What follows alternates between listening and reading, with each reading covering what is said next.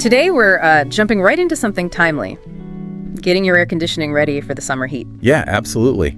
And our source material uses a really great comparison, actually. Oh yeah, which one? It compares prepping your AC to, well, getting your car ready for a long road trip. Ah, okay, like checking the tires, the oil levels, making sure the fluids are topped off, that kind of proactive stuff. Exactly that. You wouldn't just, jump in the car for a 1,000-mile drive and hope for the best. No way. You'd want to make sure everything's good to go beforehand.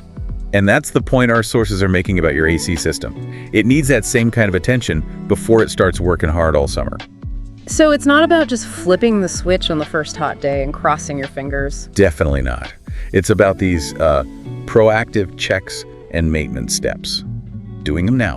Before the system is under major stress for months on end. Right. And think about the benefit. Catching small things now. That can prevent major breakdowns, maybe save you some serious cash later on. Keeps it reliable, efficient. Exactly.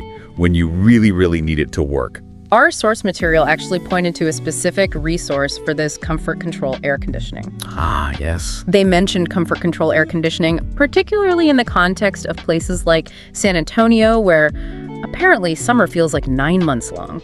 It's a long summer. Yeah. And yeah, that local knowledge is so important. A company like Comfort Control Air Conditioning, they understand those specific regional demands. So they know how to get a system truly ready for that kind of extended workload. Precisely.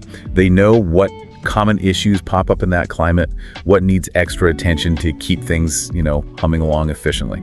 It's like having a dedicated mechanic just for your home's cooling.